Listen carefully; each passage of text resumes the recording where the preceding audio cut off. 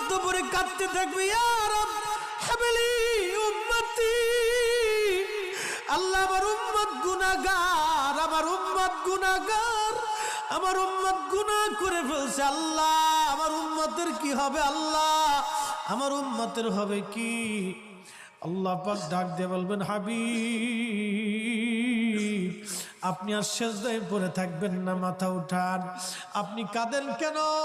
মেহেশর তো আপনার কান্নার জন্য না নবী, উঠেন, আপনি মাথা উঠান।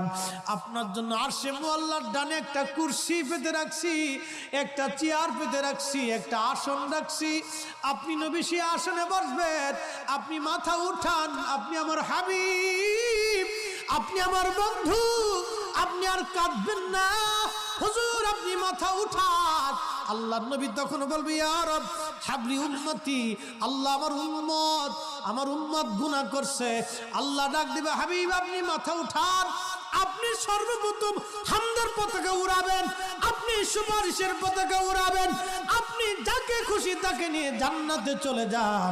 একবার জোরে বলা যাবে কি সুবহানাল্লাহ?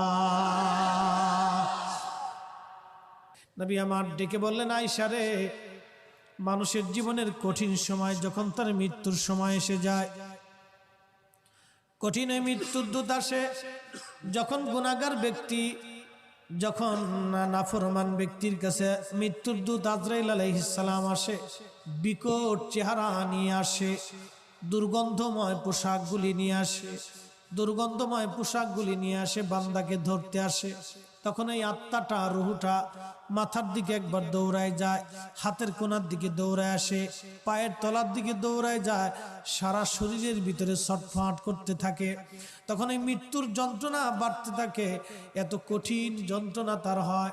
নবী বলেন, আয়েশা রে শোনো, একটা উট জ্যান্ত হালতে জবাই না দিয়ে উটের চামড়া ছিলাইলে যেই রকম কষ্ট হয়, আয়েশা রে এই উটটাকে জিন্দা হালতে 100 বার যদি উটের চামড়া তুমি সেলাও, যে পরিমাণ কষ্ট হবে আয়েশা, একজন বেঈমানের মৃত্যুটা এরকম ভয়াবহ কষ্ট হতে থাকবে। আয়েশা রে